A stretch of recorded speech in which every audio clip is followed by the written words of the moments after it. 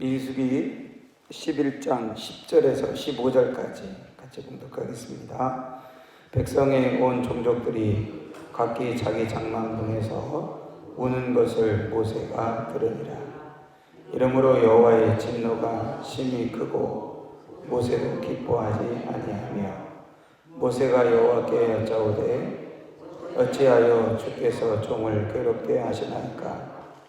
어찌하여 내게 주의 목전에서 은혜를 입게 하시고 이 모든 백성을 내게 맡기사 내가 그 짐을 지게 하시나이까? 이 모든 백성을 내가 배웠나이까? 내가 그들을 낳았나이까? 어찌 주께서 내게 양육하는 아버지가 젖먹는 아이를 품듯 그들을 품에 품고 주께서 그들의 열조에게 맹세하신 땅으로 가라 하시나이까? 이 모든 백성에게 줄 고기를 내가 어디서 얻으리까? 그들이 나를 향하여 울며 이르되 우리에게 고기를 주어 먹게 하라 하온즉 책임이 심히 중하여 나 혼자는 이 모든 백성을 감당할 수 없나이다. 주께서 내게 이같이 행하실진대 구하옵나니 내게 은혜를 베푸사 즉시 나를 죽여 내가 고난당함을 내가 보지 않게 하옵소서. 아멘. 화요일 아침입니다. 오늘도 우리 주 예수 그리스도의 은혜와 평강이 함께 하시기를 축복합니다. 민수기 11장부터는 전혀 다른 분위기가 보인다고 말씀을 드렸고 1장부터 10장까지 이스라엘 백성들의 질서 있는 이스라엘 백성들의 모습과 달리 11장부터는 이스라엘 백성들의 불순종과 원망과 불평과 이런 것들이 계속해서 등장을 하게 되어지는데 그 첫 번째 바로 이스라엘의 원망과 불평은 먹을 것에서부터 시작되어졌습니다. 만나에 대한 불평, 전반적으로 이스라엘 백성들에 대한 불평이 있었고 그 불평 중에 자세하게 등장하는 첫 번째가 만나에 대한 불평이라고 말씀을 드렸는데 이것은 어떤 특별한 상황이나 사건에 대한 불평과 원망이 아니라 일상에 대한 불평과 원망이라고 말씀을 드렸습니다. 이스라엘 백성들의 불평과 원망이 굉장히 그냥 그렇다, 힘들다, 괴롭다 이런 게 아니라 굉장히 심각할 정도였습니다. 왜냐하면 그들이 울며 주저앉아 버렸어요. 그래서 오늘 10절에 보니까 백성의 온 종족들이 각기 자기 장막문에서 우는 것을 모세가 들으니라 라고 말합니다. 그러니까 자기 장막문에서 우는데 그 울음소리가 얼마나 컸는지 모세가 그걸 들었다는 거예요. 그러니까 이스라엘 백성들이 자기 장막에서 울면서 주저앉아서 우는 소리, 그 소리를 보고 어떤 울음소리는 안타까워하는 마음이 생기는 울음소리가 있겠죠. 누군가 우는 걸 들으면 마음이 아프다, 안타깝다 이런 마음이 드는 울음이 있지만 모세는 이스라엘 백성들의 울음소리를 듣고 어찌 보면 화도 나고 또 자괴감도 들고 온갖 그런 마음들이 들었습니다. 그러니까 울음소리를 보고 모세의 반응이 그들을 긍휼히 여기고 그들을 불쌍히 여기고 그들을 안타깝게 여기는 것이 아니라 원망하며 불평하며 이런 울음소리였기 때문에 그들을 향하여 이렇게 위로하고 동정하고 긍휼히 여기는 그런 마음이 생기는 울음소리가 아니었다는 것이죠. 그래서 하나님 앞에 나아갑니다. 하나님 앞에 나아가면서 하나님 저들이 어떻게 저럴 수 있습니까? 하면서 이스라엘 백성들을 막 욕하고 이스라엘 백성들을 막 비난하는 것이 아니라 하나님 내게 왜 이런 무거운 짐을 맡겨주십니까? 사실 모세는 이스라엘 백성들을 광야에서 이끌어내서 약속의 땅으로 인도해내는 그 일이 매일매일이 쉽지 않았습니다. 매 순간순간이 쉽지 않았습니다. 이스라엘 백성들이 사실 광야에서 어려워하고 힘들어하는 것만큼이나 모세도 그 여정이 굉장히 힘들고 어려울 수밖에 없었습니다. 하나님이 아무리 기적을 베풀어 주시고 하나님이 아무리 모세와 대면하고 또 모세의 도움이 되어 주셨지만 이스라엘 백성들을 광야에서 약속의 땅으로 인도해내는 일은 모세에게도 참으로 쉽지 않은 일이었습니다. 어찌 보면 이스라엘 백성들도 광야에서 하나님께 훈련받았지만 모세도 광야에서 하나님께 훈련받은 모습이 있다고 이야기할 정도로 모세 역시도 사실 이 일이 쉽지 않은 일이었겠죠. 그런데 이스라엘 백성들이 만나 때문에 원망하고 불평하는 이 모습을 보자 모세도 하나님께 나아가서 한탄을 합니다. 일종의 한탄. 하나님, 내게 왜 이런 짐을 맡겨주셨습니까? 그러면서 차라리 나를 죽여주십시오 라고 이야기를 하게 됩니다. 어찌 보면 우리가 인간적으로 보면 모세의 기도가 이해가 안 되죠. 아니 이런 거 가지고 하나님 앞에 죽여달라고 이렇게 얘기할 정도로 그렇게 말하나 모세가 너무 믿음 없는 거 아닌가라고 우리가 생각할지 모르겠습니다. 그런데 성경에 보면 종종 이런 기도를 했던 사람들이 등장을 하는데 대표적인 사람이 엘리야죠.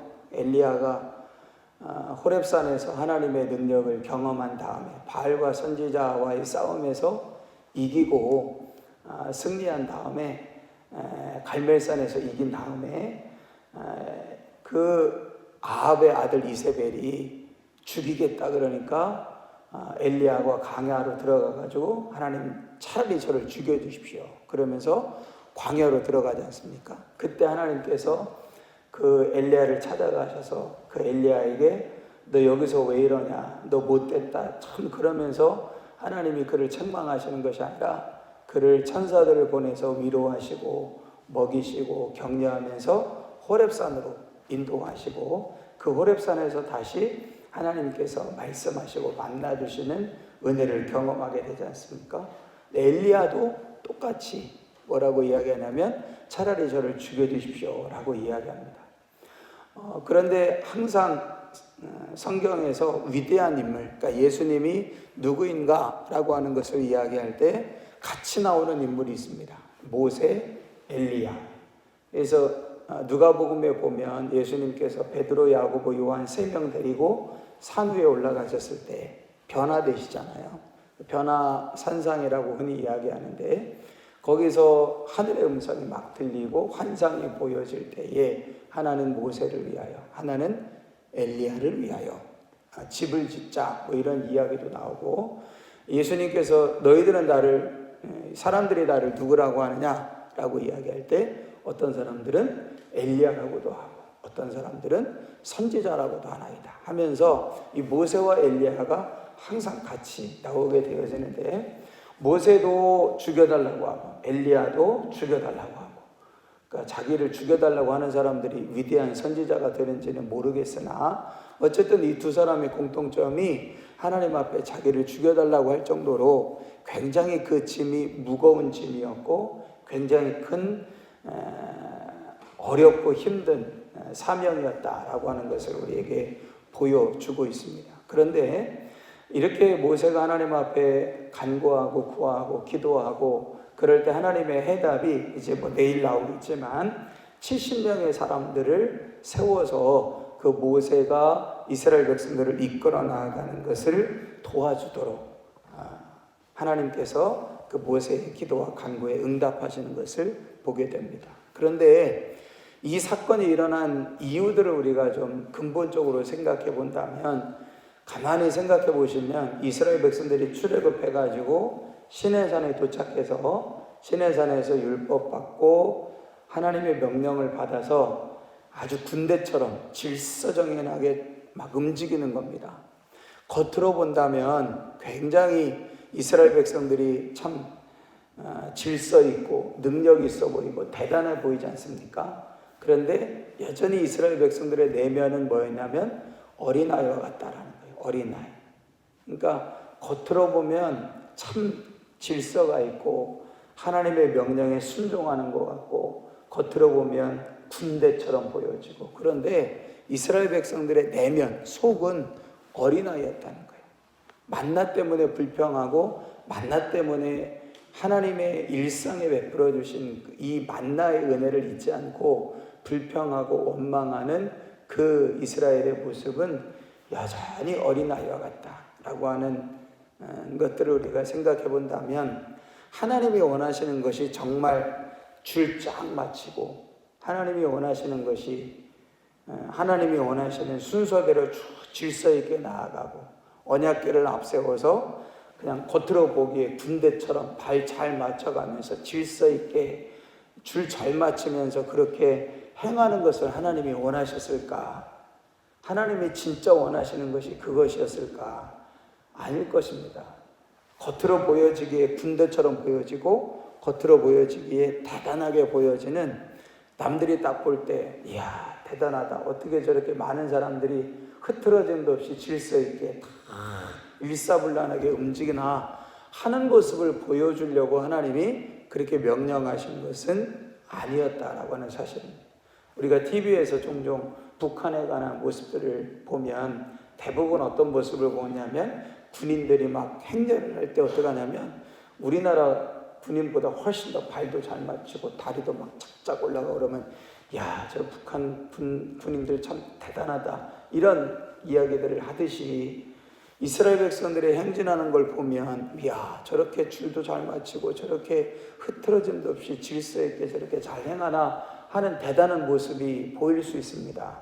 근데 진짜 중요한 건 뭐냐면 그 외형적인 모습이 중요한 것이 아니라 그 과정을 통해서 이스라엘 백성들이 내면이 변화되어지고, 그 내면의 삶과 태도들이 변화되어지는 것이 훨씬 더 중요한 본질적인 하나님의 의도라고 하는 사실이죠.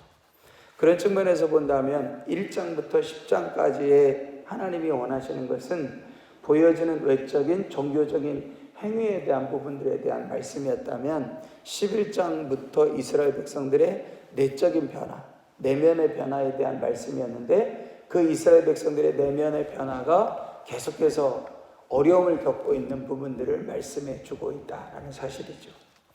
이렇게 본다면 우리의 겉으로 보여지는 종교적인 행위의 모습, 우리가 겉으로 하나님을 믿는 믿음의 모습이 겉으로 보여질 때는 그럴듯하고 괜찮은 것 같고 참 열심히 믿는 것 같고 참 대단한 신앙을 가진 것처럼 보여질 수 있습니다.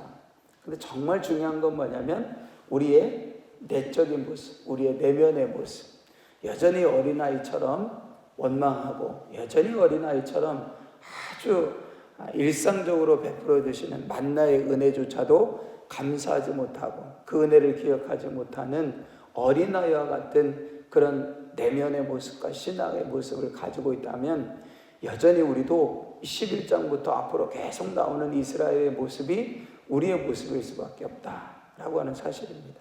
그래서 이스라엘 백성들이 외형적으로 볼 때는 참 대단하게 보였는지 모르지만 그들의 내면은 여전히 철없는 어린아이 같은 모습이었고, 그 여전히 철없는 어린아이 같은 모습을 계속해서 보여주고 있는 이 모습을 보면서 우리는 이스라엘 백성들의 그 내면의 연약함이 여전히 우리 안에 있지는 않은가라고 하는 것들을 돌아볼 수 있어야 한다라고 하는 사실을 기억하시면서, 우리는 얼마나 종교적인 행위나 종교적인 외형적 모습은 잘 지켜왔지만 또 잘 지켜가고 있지만 우리의 내면은 얼마나 하나님 앞에서 변화되어져 가고 있는가, 우리의 내면은 얼마나 하나님 앞에서 성숙되어져 가고 있는가 하는 것들을 오늘 이 아침에 기억하시고 생각하시면서, 하나님께서 우리의 삶을 인도하시는 것도 정말 중요하고 필요하지만 하나님이 우리의 내면의 삶을 변화시켜 가시고 이끌어 가시는 것 못지않게 중요하다라는 사실을 기억하면서 이 아침에 하나님의 은혜를 구하고 기도하실 수 있는 시간이 되시기를 바랍니다. 하나님 아버지 감사합니다. 종교적인 모양새가 우리 내면의 변화를 보장하는 것이 결코 아님을 기억합니다. 겉으로는 하나님의 영광이 임하고 질서 있게 대형을 갖추고 움직였지만 이스라엘은 여전히 어린아이의 내면을 가지고 있었음을 보게 되어집니다. 하나님의 인도하심과 공급하심에도 만족하지 못하고 감사할 줄 모르는 이스라엘을 향하여 하나님은 진노하실 수밖에 없었음을 보게 되어집니다. 주님, 우리의 삶을 선한 길로 인도하시는 하나님, 우리의 일상의 삶을 인도하시는 것만큼이나 우리의 내면을 변화시키시고 새롭게 하시고 성숙하게 하시는 하나님의 인도하심이 우리에게 너무나 필요한 줄 알아서 날마다 우리의 내면의 삶을 주님께 내어드리며 주께서 변화시켜 가시는 성숙의 변화의 과정을 겪는 은혜가 있게 하여 주옵소서. 이 아침에 드려진 예물을 받으시고 믿음으로 드려지는 기도 후에 응답해 주옵소서. 예수님의 이름으로 기도드립니다. 아멘. 하늘에 계신